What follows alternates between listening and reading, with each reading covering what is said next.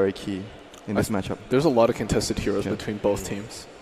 What do they focus? Do they focus the carries? Do they focus the supports? What do you think that each team will do? I think in this matchup you focus on the supports. The supports for both teams tend to enable what the cores want to do in this matchup. They're all the core players in this matchup are incredibly flexible. They play a lot of different things. So focus on the supports that enable a certain play style. Okay, well, draft has begun. No big shock to see the Lifestealer banned out. So number one, it's becoming the most popular ban, certainly at the main event. OG first pick, MVP on Dire. Yeah. So Earth Spirit, like we talked about, very contested, so being banned out right away. And you expect to see probably the IO banned here? Maybe, maybe not. Maybe, really they might give it away at the Slaughter. Okay, so they get the Slaughter and then MVP ban the IO. So they're going to ban most likely the IO here, unless they're getting a trade of a Slaughter, which they're not going to get. Yeah. So Beastmaster's open. Doom and Bounty Hunter have been like ignored in a lot of the games in the last we few saw series. a 5th pick after ban. Oh, they're leaving the IO open. Bounty in the last game as well. Okay, so OG will go with the IO. No surprise there. That's very strange though that they banned the Void. Might suggest they've got something planned?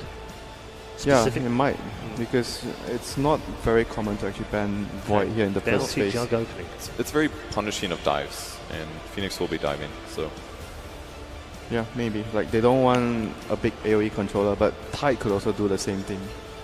Void can also disrupt your cooldowns. You saw in the last game that MVP was really good about using their spells whenever they're up, and then time dilation totally screws all of that up. Yeah, but the other thing about the Void is like he's one of the few offlaners. If you try to roam a lot and you don't focus on shutting him down, he can actually get so much farm from the offlane. So maybe that could be the reason. But it's still strange to me that they actually removed the Void here. And their opening is quite standard for MVP playstyle. Bounty, Jug, heroes that can fight very early, roam around, make tempo. They are very good in the lane. And Jug in the hands of OG is a hero they pick very often, allows them to do push strats, and also he's hard to gank in the lane, especially if you have a bounty hunter. So are you saying this is a block pick? It's a mix of both. I'm sure they're happy to play it, but it's also a really nice block pick against OG. It's like a very flexible pick for MVP because they do run Jug mid. So you're not very sure whether the Jug is a safe lane carry, mid hero. It's still open for MVP here. And for OG, they have like a very classic opening. IO and Beastmaster, arguably two of the best and most influential heroes in the game right now. You have a lot of global presence, map control, good lanes as well. I'm a little surprised actually that MVP banned out the DP. The DP, yeah. You've seen in the last couple of games, it hasn't had the best win rate. It is something that is incredibly cooldown. It's strong though, don't you think? Like it's something it is strong, but it's also incredibly cooldown dependent. Whenever yeah, but the lanes, he's very good in the lanes. Like we talk about in the panel, like laning phase is very important for MVP. And if they don't want to pick that hero, they don't want to give it away. Fair, but who do you think? Do you think OG really runs it that well or that successfully? I don't. No-tail plays it right if they pick DP. Yeah, it would be a no-tail hero. It's decent against bounty hunter roam since you can heal. But it's still like a hero that might get ganked because you're not a queen or puck against BH. But I feel like it's a hero that MVP could really exploit, so I'm surprised that they banned it. Yeah, they could have definitely picked it for themselves with the BH. We've seen so many DP plus Earth Spirits being so effective. DP plus Bounty could do the same thing. Could just be another mid hero they prioritize heavier, like Invoker. They do get the first pick out of the second ban round. Well, and as you say that, Invoker in the crowd.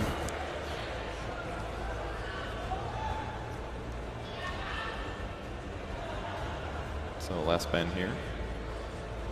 OG can still go so many different ways. They could Beastmaster jungle if they really want to. Yo, I like the Lycan. Yeah, I like that a lot. I like the Lycan ban. Because they have Beastmaster and Liquid have shown Beastmaster plus Lycan is and I was going to say crazy good. Exactly what MVP wanted to do to Liquid in the upper bracket in the previous round. Those are the two most scary heroes together, I think, with the bench. Okay, the Invoker's gone. So what Q is going to play? Is he going to... He might actually take the Jug mid this game if he doesn't have any other good options for his team. All right. Well, we have it's a very standard Witch Doctor pick here. Yep. Great against the IO, great against the Beastmaster, heroes with summons. And yep, good against, good in the lane. So they are solidifying their laning phase right now. They're very good lanes, and we'll see what OG goes for. How do you feel about Witch Doctor's skill build? I know Sox has been doing a lot of Maledict lately. I feel like it's one of those things that has some good value. Depends on your... It depends on your lane. Off lane. It depends on what is on the off lane. I think if it's against a tight hunter, you would always want Maledict because he can't crack and shout it.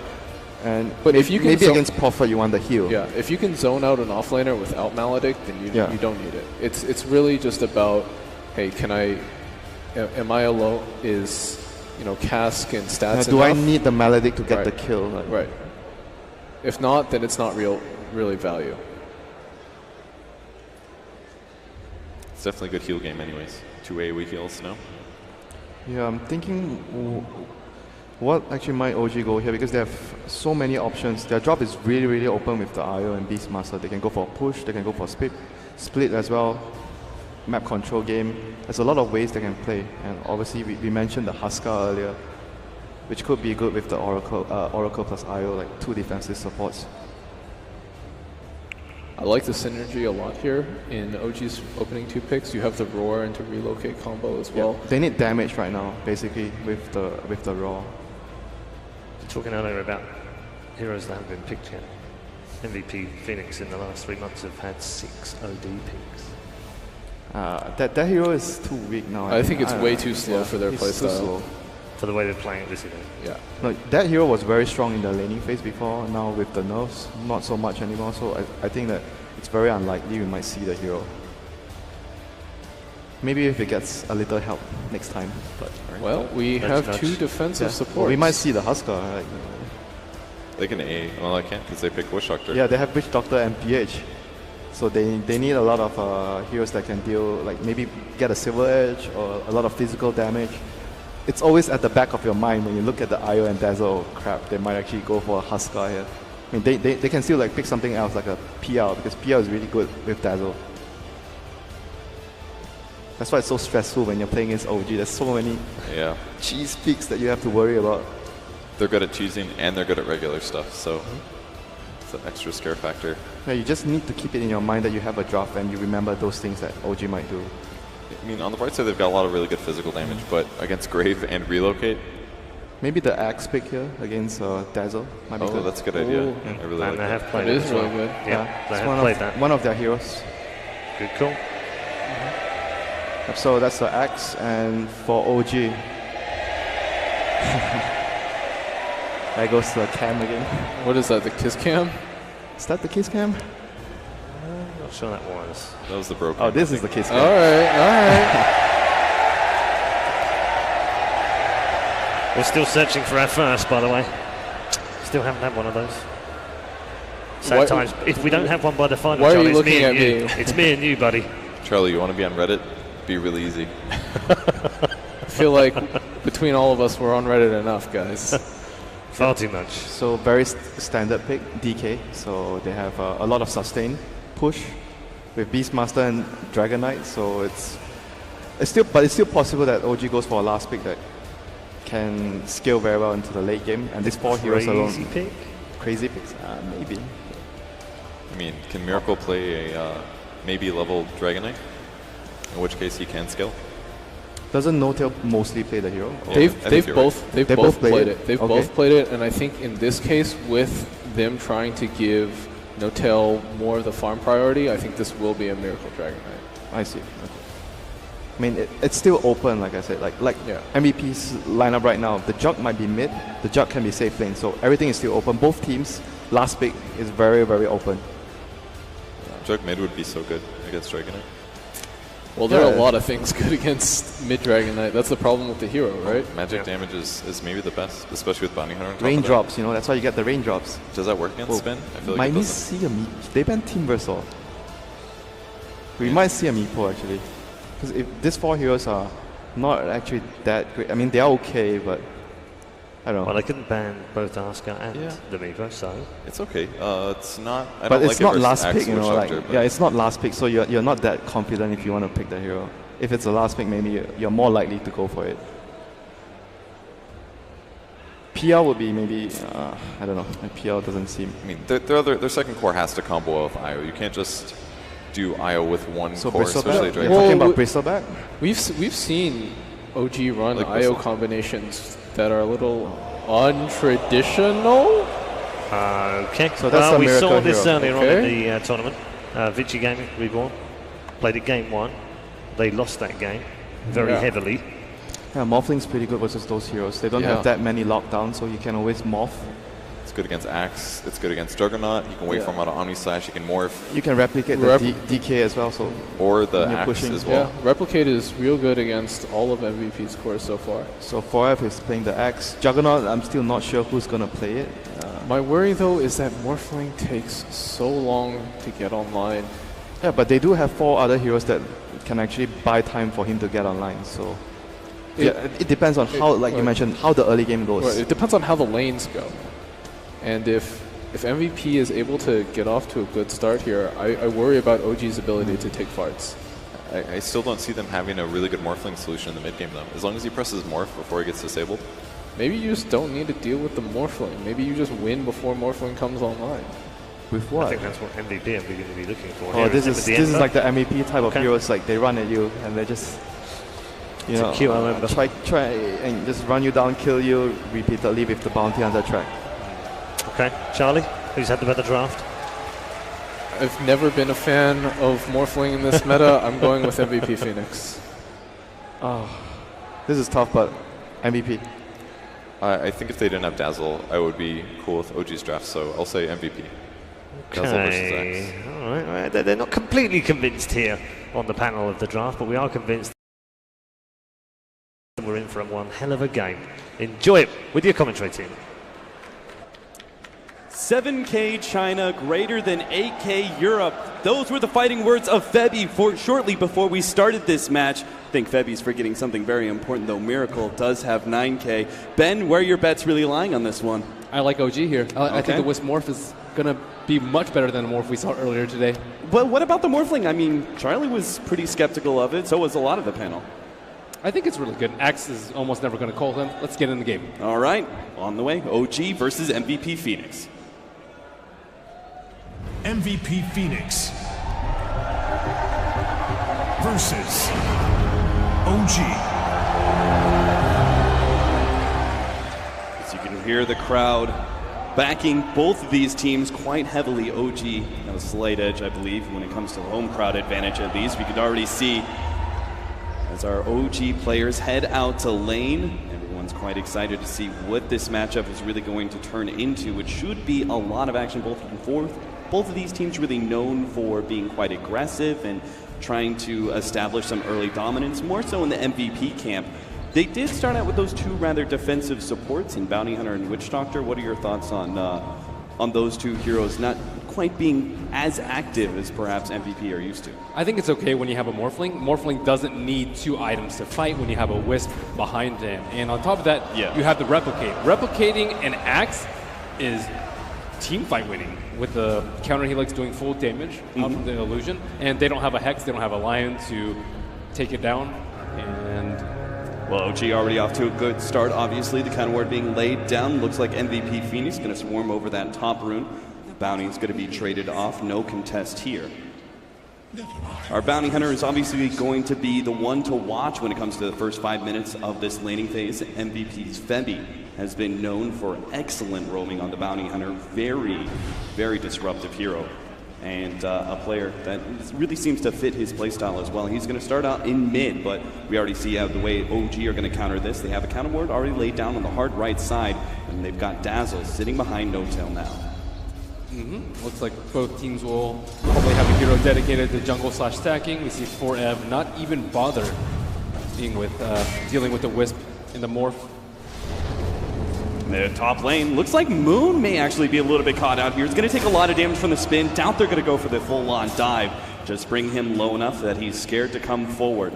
Trying to put some pressure on the Beastmaster. One of the heroes that seems to be the most problematic in the tournament as a Beastmaster seems to always be able to get decent off-lane farm and even better jungle farm at times. And their heroes definitely scream aggression. Even the item build coming out from Juggernaut. Boots first on MP to try and get that first kill. Febby Still maintaining his place here in the mid lane after he managed to take away the enemy's counterboard. They're going to get some damage onto QO though, and the boar actually rotating across as well for just that extra hit. QO still up in CS a decent amount. Meanwhile, the Axe, this is something that OG do really need to be concerned about. The fact that they have these two defensive supports for Rev. We've already seen the power of this Iron Talon first Axe and the way you're able to use Battle Hunger to stack up. This is an Axe that manages to get level 6 by like 5 minutes sometimes. It's going to be really devastating once that first smoke comes out. I don't know who he really kills though. It's pretty difficult to jump with DK. I suppose not so much when you have the Ember Spirit. Moon Meander has completely abandoned his offlane now. Something that he's moaned quite a lot about is the Iron Talon gaming that's currently happening in the offlane, and it seems like he wanted to try and make it work in the offlane, but unfortunately is going to be forced back to the jungle with only that Quelling Blade. Jump in on mid lane, they're going to get some more damage on QO. Back to tier 1 tower he goes. Dwindling in CS now, 6-0 compared to the 12-4 on No-Tail. Fly really making sure that No-Tail has the best start possible. Fevy's going to show up again. Just does a little bit of harassment damage on the Fly, but again, this lane matchup is always going to go to the favor of OG, it seems. Two melee heroes cannot deal with the Shadow Wave. If they get too aggressive, they can just eat a full heal bomb if they're close to the creeps. And there's not really a way around that. Do you think the trade-off is worth it for MVP Phoenix, the fact that they're going to have a faster jungler in the Axe for now, but will have a slowed down QO Ember Spirit in mid? As long as they pick up track kills, it's fine. And they're getting okay levels on Bounty Hunter. Ideally though, you don't want to split the experience with QO. You want someone down there to soak up XP. And 4F noticing that there's a lot of range creeps in that bottom lane. We'll come back. Yeah, time to pick up all that experience. No need to let the creep wave go into the tier 1 tower and get a lot of free damage as well. Meanwhile, Fevy's actually going to be interrupting Moon as he's full-time jungler. This is why Moon didn't want to start off in the jungle in the first place. Knew that Fevy was going to kind of be there right next to him, sharing half that experience and being a rather harassing force. Didn't Miracle play Morphling versus that one time? ROTK had that Chronosphere. That stat just popped up that he hadn't played anymore, but I was pretty sure that he had. You could be right. Bad stats meant Ben. That's my nickname for Nox. We love you, Nox. QO trying to get that 4-minute rune, but Fly already in position. The bottom rune's going to be taken away by chicken snipe by Feby. Well. Trying to pick it up. Crit is going to fight for Rev for it. He managed to get the Arcane rune, but is low enough that he can't actually fight Crit too much more.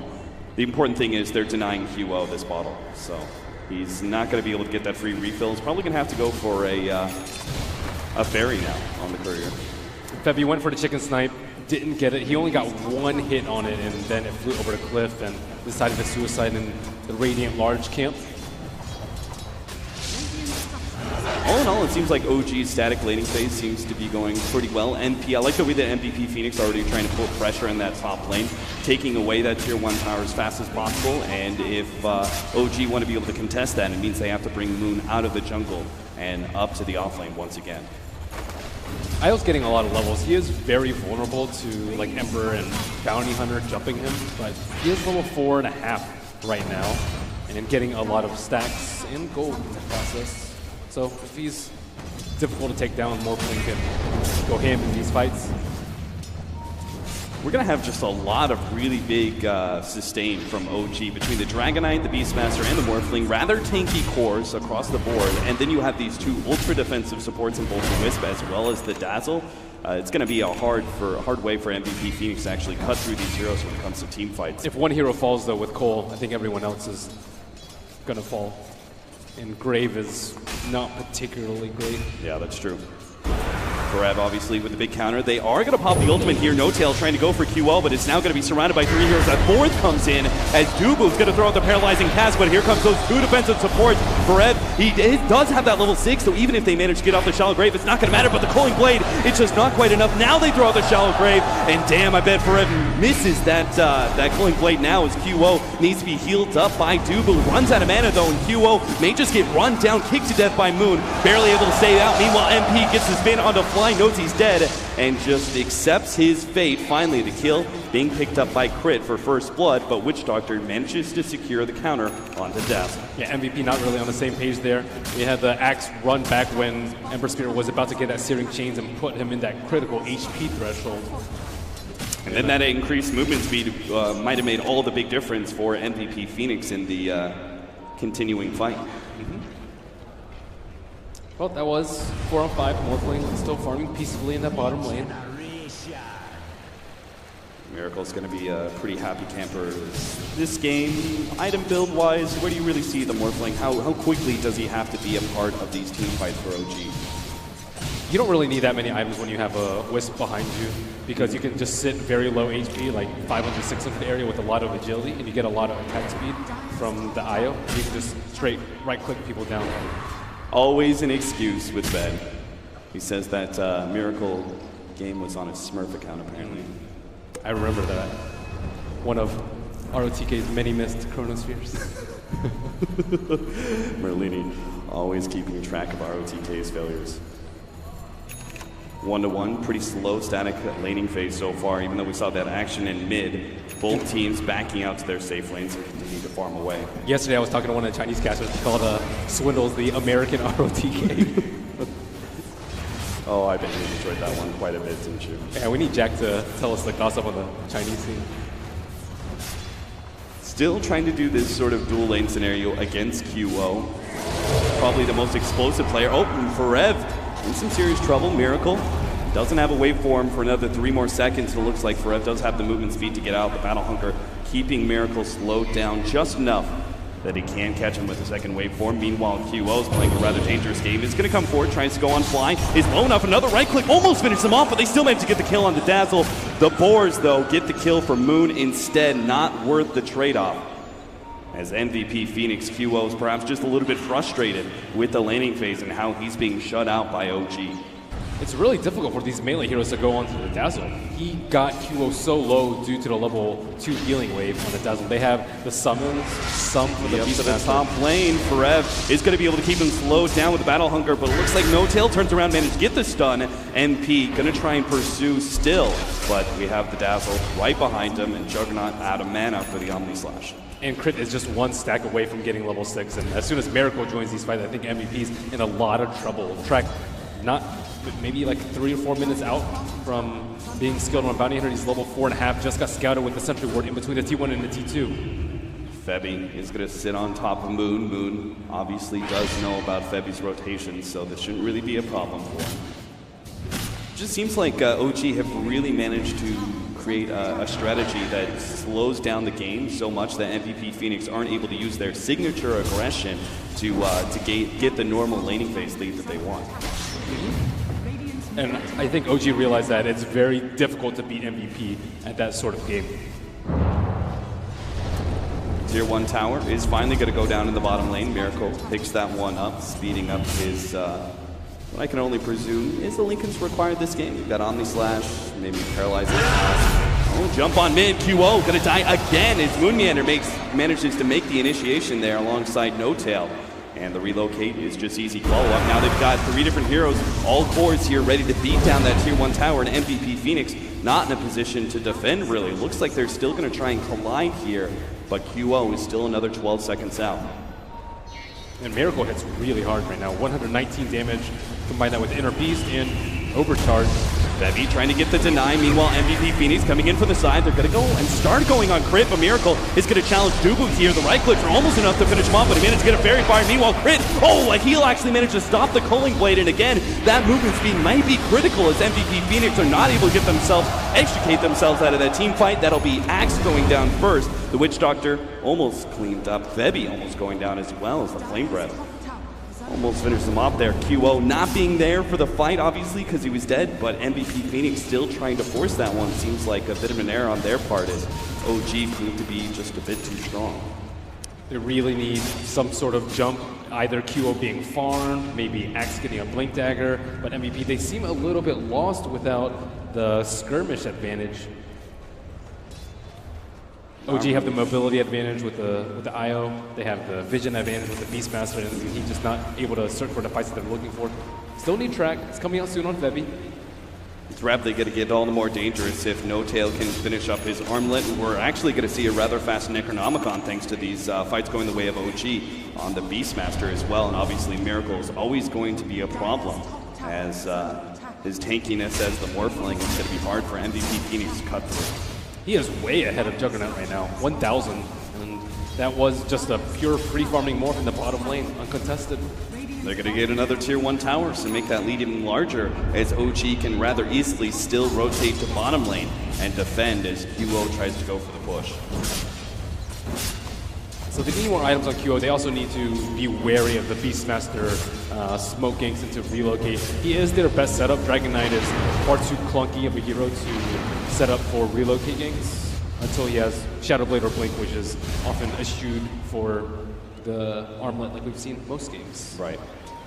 That was supposed to be the bit of an advantage that MVP Phoenix were going to have, right? Between QO being this easy jumping hero and the Axe supposed to be picking up a relatively fast Blink Dagger.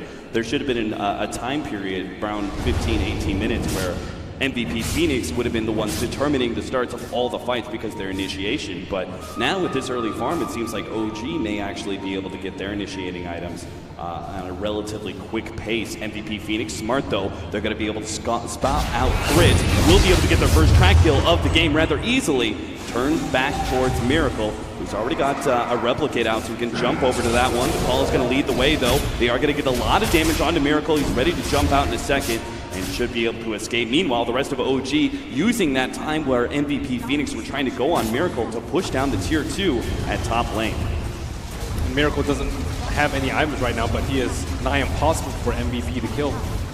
Track move speed simply not going to be enough, just lacking any sort of damage. I think they only got like 500 damage on him at that point, and he's salved up, he's back to full HP.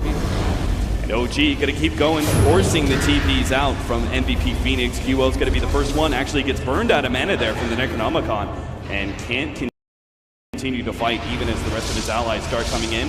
And P just takes a consolation prize in the little Necronomicon warrior. But in a Vanguard, he's really committing to the fighting build. He's going to fall way behind Morphling with this build, I think. Yeah, he really is, especially since, I mean, it's 13.5 minutes. We've only seen 9 kills so far. Unless somehow MVP Phoenix managed to force OG to fight a lot, it seems like OG can read these item builds and just go, that's fine. We could just draw out the game, slow it down, split push to our heart's content, and stay away from MVP Phoenix and naturally get a farm advantage. MVP's getting close to that point though. Just 150 gold until BOT's on Ember Spirit, just a couple hundred gold until Axe gets his Blink Dagger, and that might be the word go. MVP Phoenix are going to need to get a lot done during that small window of time though, as OG racking up even their lower cores, like the Beastmaster and Dragon Knight, are about to test the Juggernaut. They can jump here on a Replicate, blowing everything they had. Meanwhile, in the middle lane, actually centering up, here comes to relocate. They're going to jump on an MP. They manage to get the Primal Roar. The spin, not enough as Jesus. That Shadow Wave from Fly manages to help OG burst down the Juggernaut so quickly. And an invisible No Tail set that kill up. And the siege continues. MVP Phoenix, particularly with one hero down and a bounty hunter on their side, have nothing to be able to defend against these tower pushes when there's 4 or 5 heroes grouped up together like this. And maybe 2 defensive supports is the key to slowing down MVP's pace. MVP Phoenix, knowing they can't really do much at this point, continue to try and farm up on QO as he pushes out the bottom lane. Does have those boots of travels ready to go, but it's not going to be enough by itself, that's certainly for sure. That should be the Blink Dagger reveal. Axe is farming mid, and OG will definitely know that he has it. Even Forev is going to be quite squishy as he doesn't have a Vanguard himself, obviously needing to speed up that initiating item. Couldn't go for the Vanguard or anything like that, so even if he does manage to get the right kind of jump, he may still get bursted down relatively quickly. And a very early gem pickup coming out from Crit. I like this. OG have a very clear advantage. They'll just be able to build on it if they can keep this gem in their hands. Meanwhile, MVP Phoenix need to be able to go for this smoke up, but scouted out by the Hawk. Yeah, the pings already came out, and the Hawk scouted that one away. It looks like they're going to go for yet another replicant bait here. As they move the replicate into the river, MVP Phoenix scouting it here. And that is a farm jump on Forev. Beastmaster.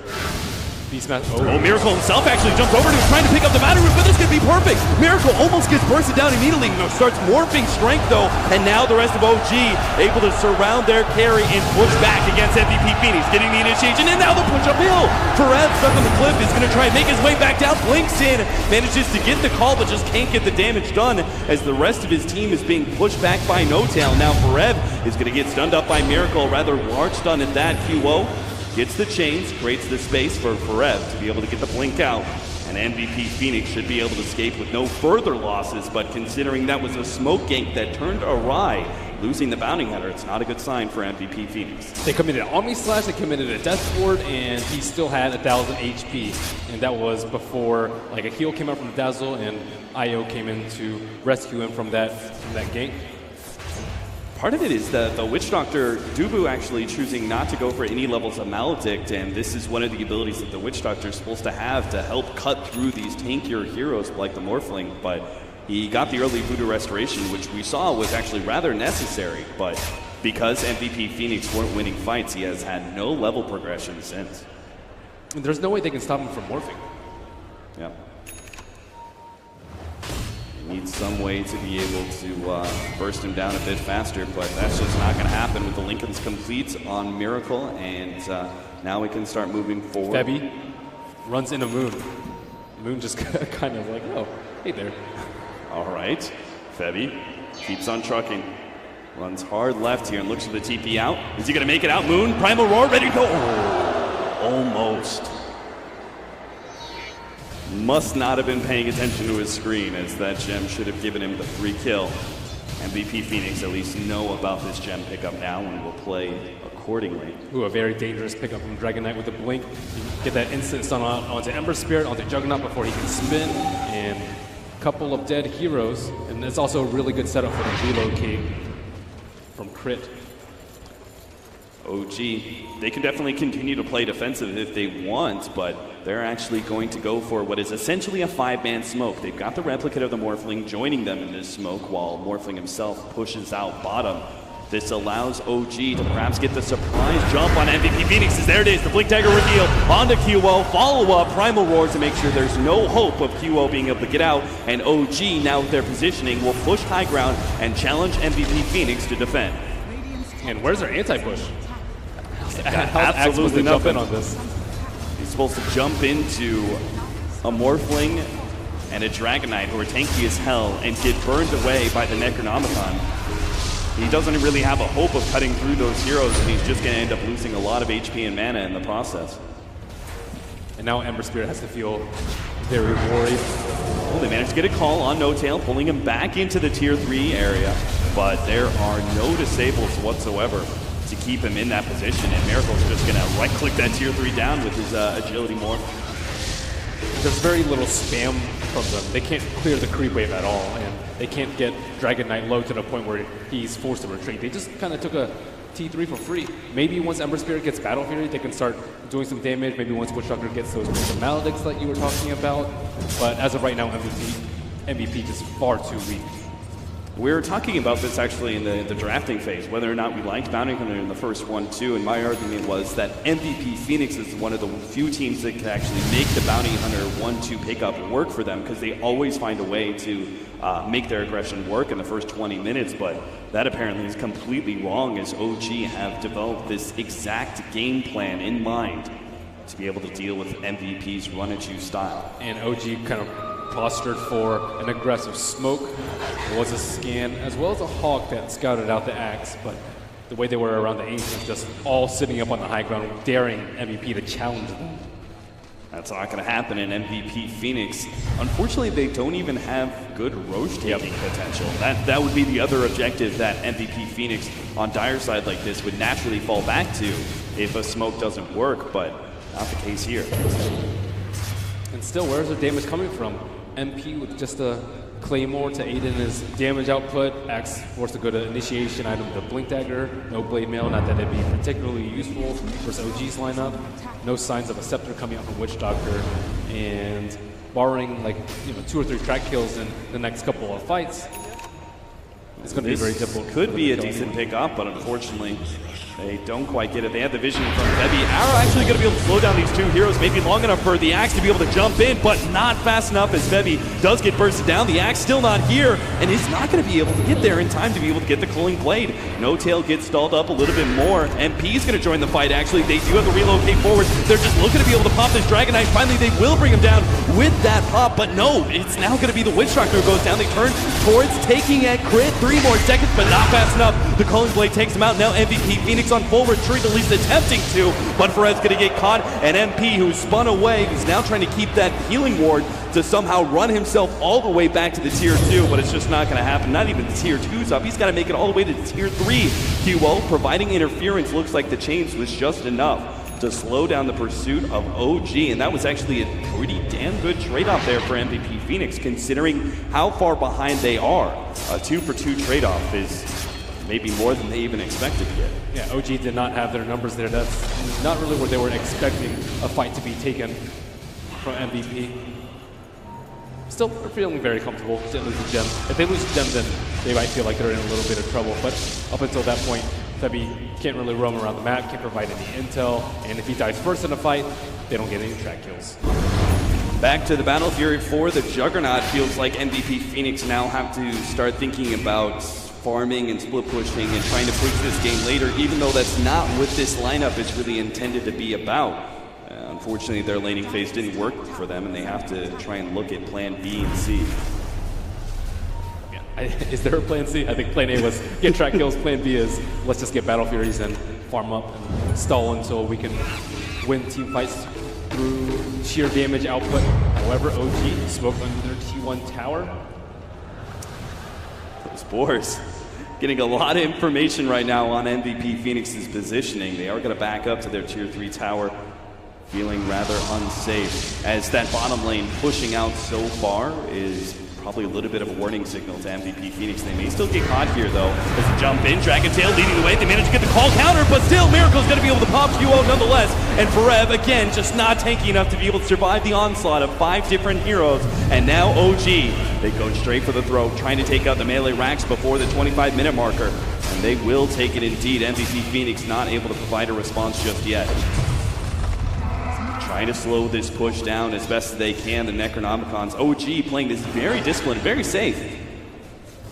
Even though there's still no QO for MVP Phoenix. You say that and there's a 5 strength morphling. They gotta go back in. Maybe they were perhaps a little bit afraid of a buyback there. The Ember Spirit, they know they're well in control of this game. They don't want to do anything that puts that at risk.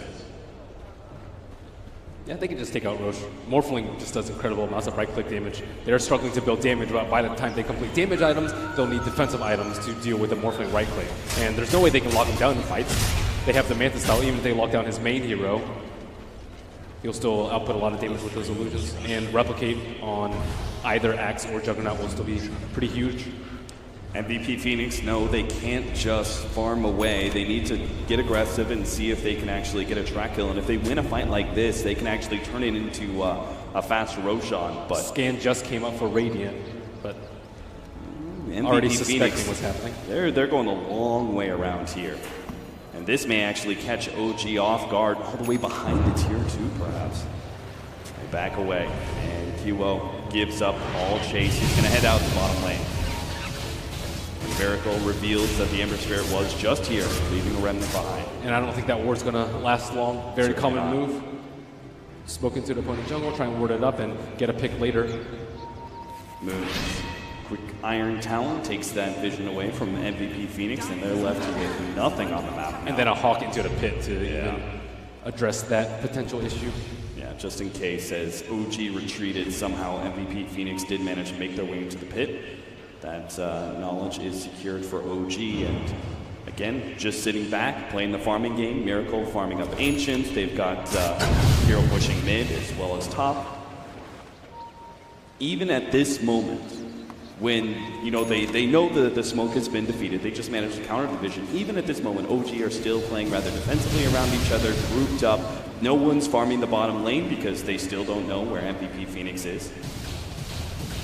And MVP don't really have the farming items yet. Ember just got his Battle Fury, so it's not like he's going to get out of control anytime soon. Juggernaut just completed his. Spots MP, immediately backs himself away, expecting the rest of the team to be behind him. He does have the relocate save from Crate ready to go, but MVP Phoenix, they played enough Wisp games in their lives. They know always to look for the Wisp first. Shuriken and Track not going to last long, as Miracle already has completed Manta and uses it to get the track off of him and start split pushing that top lane without any danger to himself. So what's MVP's plan of attack next? They don't have any smoke, so I don't really see how they can get the jump on OG, but OG are still out farming this gold lead. Steady increase in green, 12,000 for OG. It almost feels like if you're out of smokes, MVP Phoenix may have to consider buying a gem of their own. Now, we know right now that vision isn't actually a problem, as OG don't have any aggressive wards up, but if they did, there was just no opportunity for MVP Phoenix to actually ever force a fight like they want to. They don't have any gold to play around with. Yeah. Which normally isn't an issue for Bounty Hunter. There's the blade mail for the axe. That's a little something, I guess, against the Morphling, but again, as I said earlier, nothing to stop the Morph itself.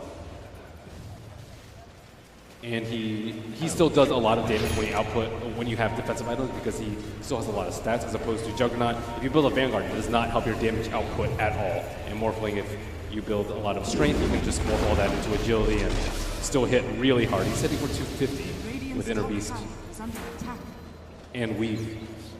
Getting some damage on the top tier 2. Doesn't matter to OG. They'll give that up if necessary and continue to push out the bottom lane. They'll probably take this tier 2, and they can even go high ground once again, trying to force MVP Phoenix back to the base. Gotta go for a TP. Actually, No-Tail's gonna see if he can catch QO at the top lane. He's TP to the tier 3. Gonna make the jump, manages to get the Dragon Tail. Is there going to be a relocate follow-up? Doesn't look like it. Not just yet, anyway. They're gonna continue to try and fight this one out with No-Tail, but they know there could be reinforcements at any time, so they don't challenge that one off from OG. And tier 2 for tier 2 is all she wrote. Morphling closing in on that Eye of Scotty. It's going to be very problematic for Juggernaut. Even with the Vanguard, he's not going to be able to run away with that spin. And he's certainly not going to be able to cut through the Morphling with his Omni Slash. This big increase in stats to Miracle as well. Dubu trying to get one last cast out probably in this left lane. But he's got to put some pressure on the lanes, right? Nobody else can really do it. Like, if he gets caught in that sort of position, okay, it's a Witch Doctor. He doesn't really have much net worth anyway. He's just throwing all of it into wards. So if he can at least keep one hero of OG back, like he just did with Moon Meander, this does give MVP Phoenix a hope of maybe pushing forward, seeing if they can get numbers advantage for a team fight, or even just drawing the game out. Oof, Kyo narrowly dodges a gank there. 18,000 net worth on Miracle. He is 5K, over 5K net worth ahead of the Juggernaut. Goes to show what a beast he's been. Never dying, always split pushing away. They just never addressed him in the laning phase, and he's become a persistent problem ever since. Looks like the smokes have finally cooled down for MVP. Desperate maybe to make a play around the Roche, which OG is starting at this very moment. This is probably their best opportunity in the next 5 to 10 minutes for MVP Phoenix to try and get a fight that's to their advantage, but unless they go right now, they're not going to be fast enough. They're still sitting inside their base, and it seems like OG, thanks to all the information they have, will really take an agency. And they lost all of their towers around the Roche. It's very difficult to contest this. Yeah. If Ember Spirit even tries to attempt a slight, he could get stunned, roared, blink Dragon Tail to anything that can just annihilate him. The only ward they have up on MVP Phoenix is the 2 wards on the left-hand side of the map. Nothing even close to Roshan, so. Moon's maybe thinking about a relocate setup. If you can lead with that Primal Roar. We'll have a free pickoff on QO, but never mind that. OG can actually just keep on pushing. They don't even need Moon Meander here. Just Miracle and No-Tail by themselves are rapidly chipping away at that tier 3 tower. MVP Phoenix, they're trying to set this fight up from behind right now with this smoke. It's going to cost them their tier 3 tower, but they do manage to get the initiation. Who's going to be the first one? Almost gets bursted down. Cooling Blade not going to be there in time, but they've already lost their Witch Doctor in return. Healing Ward also down, and MP has to retreat all the way back through Miracle. Is going to start slowing him down with that Scotty. Now buybacks coming out from MVP Phoenix. Witch Doctor is going to be one, and I imagine that Brev's going to be coming up next. Miracle jumps forward and takes the Witch Doctor out a second time. Sleight of Fist just not doing enough. Jump forward. No-Tail not able to catch QO, but they've already taken the objective they needed. Brev pops the Blade Mail as he managed to get the call onto No-Tail, but he's being tanky. And MP, he doesn't even come close to cutting through the Dragon as Brev goes down to secondary time. And now MP going to be chased away by Miracle as there it is. MVP Phoenix. They probably knew it for the last 10 minutes, but this is very clearly GG in game 1. Rampage denied. Just an ultra kill from Miracle, but putting in some work with that Morphling, but it was all set up by the space created and just overall strategy of the laning phase by OG. They never let MVP Phoenix start that running ground. And they had very difficult cores to kill. The Morphling on the bottom lane, the Dragonite in the mid lane. Beastmaster did suffer a tiny bit, but at the end of the day, they knew that MVP had to try and pressure them under the T1 towers, which was far too difficult with the Dazzle and the Ion. So OG, they very clearly have thought this one out and how they're going to be able to deal with MVP Phoenix. MVP Phoenix now have to take the break between game number 1 and game number 2 and think about what's the solution to OG's very defensive lanes. Is it trying to draft themselves even more aggressive, or perhaps changing up their game plan and maybe pushing this more of a mid to late game? We'll have to find out, as I'm sure our panel has lots of thoughts on this game 1 under destruction by OG. Thank you very much, Capitalist, on the commentary panel. Of course, we'll go back to them for game 2. Let's get the thoughts of our panel right now, and a very impressive victory, Charlie, for OG. Yeah, and you know, somebody who doesn't get a lot of credit in terms of winning lanes is No-Tail, and that was the key here. QO lost his lane. Granted, it was 2v1, but No-Tail controlled that very well with the help of Fly on that Dazzle.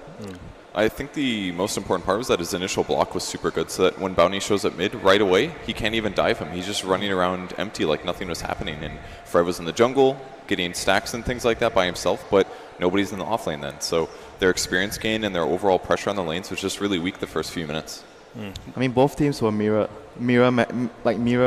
each other because both teams were doing the same thing. They had off lane, which has no one there, but the main difference is Beastmaster against Axe.